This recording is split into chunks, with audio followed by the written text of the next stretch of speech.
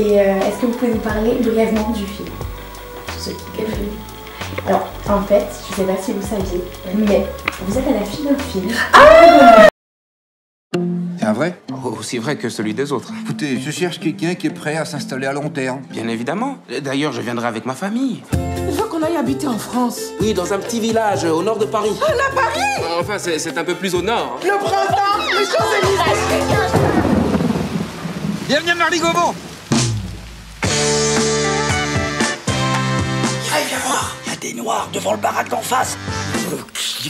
Alors, c'est un film qui a été écrit par Camini, en tout cas dans la première version du scénario, et ensuite c'est le réalisateur Julien Rambaldi avec un co-scénariste, Benoît Graffin, qui ont consolidé l'histoire apportée par Camini. C'est une histoire assez autobiographique, voire biographique. C'est un hommage qu'il rend à son père, qui était médecin. Moi j'ignorais toute cette histoire il y a une dizaine d'années quand Camini est apparu avec son clip de rap parodique au milieu des vaches dans la campagne.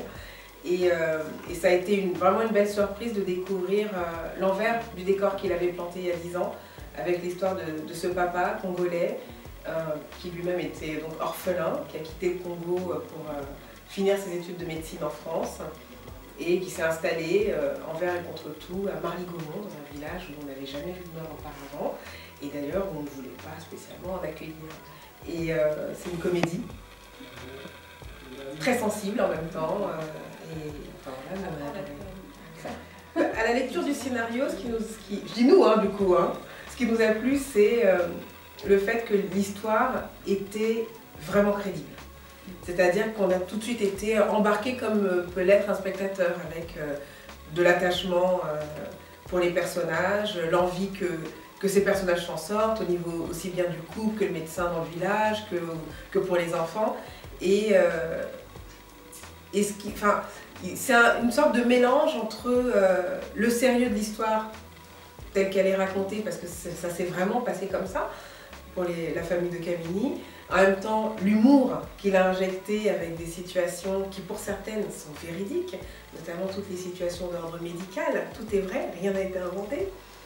Et puis les questions que ça aborde par rapport à ce que c'est que d'accueillir l'autre, de s'installer dans un endroit qu'on ne connaît pas, de quitter un pays, enfin voilà, autant de sujets et de tons qui nous ont donné envie, aussi bien à Marc qu'à moi, d'incarner ces personnages. Il m'appelle la Noiraude. Moi c'est Bouana Pépito Banania. Si ça n'allait pas. Tu auras au moins essayé.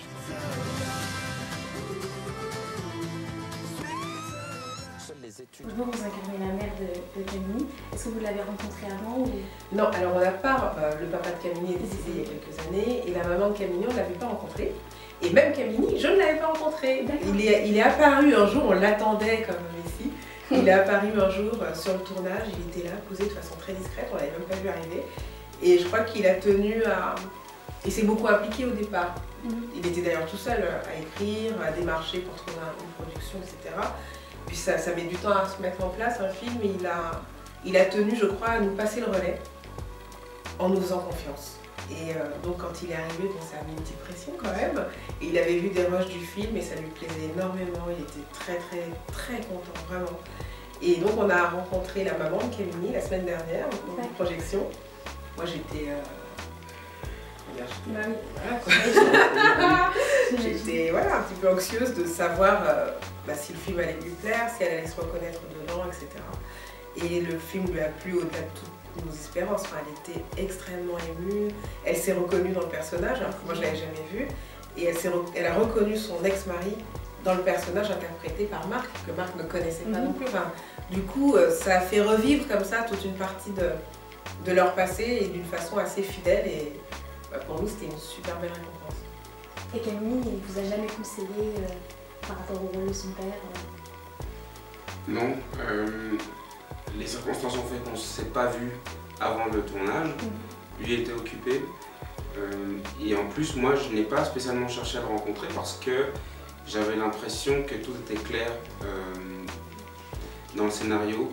En tout cas, comme base de travail, j'avais une lecture assez limpide du personnage, maintenant, il était question d'arriver à l'incarner. Donc là, j'ai surtout travaillé avec Julien dans un premier temps et puis avec les partenaires. Et finalement, ce qui m'a beaucoup aidé aussi, c'est le fait que j'ai connu dans mon parcours en grandissant des figures qui sont proches de celles de ce père, quoi, donc des patriarches bourgeois, intellectuels, congolais.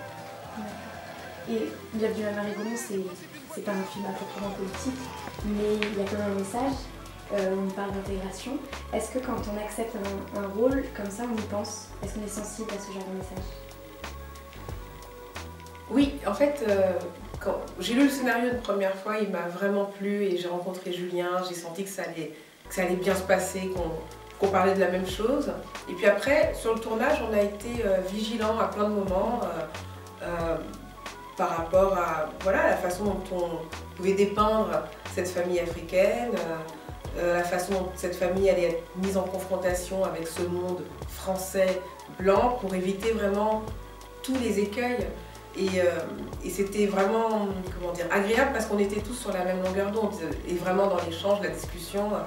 Et oui, on a été un peu comme des vigies, mais de façon très très détendue parce que la base du scénario était très saine. Et on était tous dans une vraie belle adhésion au projet.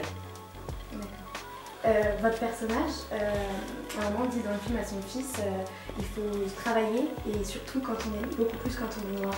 Est-ce que vous êtes d'accord avec cette phrase, cette citation? Oui, je pense qu'il faut redoubler d'efforts quand on est un outsider, un environnement. Donc ici, l'outsider étant le noir, mais c'est l'idée d'être l'étranger, d'être celui qui va devoir batailler pour être accepté. Ouais. La chance que je crois que j'ai, c'est de pouvoir justement me diversifier. C'est qu'il y a beaucoup de genres qui me plaisent en tant qu'acteur parce qu'ils m'ont plu en tant que spectateur. C'est toujours très lié pour moi.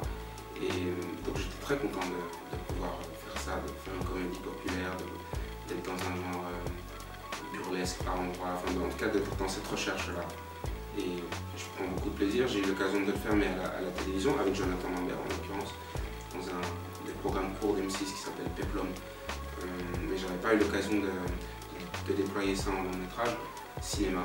Et ouais, si l'occasion se représentait, ce serait avec plaisir, tant que c'est un projet qui est fort, une histoire qui est bonne. Quoi. Ce qui compte avant tout pour moi, c'est la qualité de l'histoire. D'accord. Et donc la dernière question, si vous aviez 3 mots pour résumer le film, Merci. Désolée. 3 mots pour qualifier le film, je dirais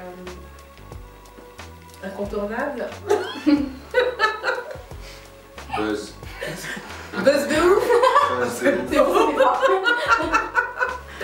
Et moi je dirais familial. Oui. Merci. Vraiment. Merci. Merci à vous.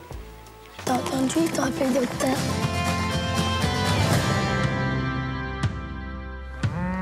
Quoi? Mais qu'est-ce que vous avez vous aussi? Vous n'avez jamais vu de noir, c'est ça?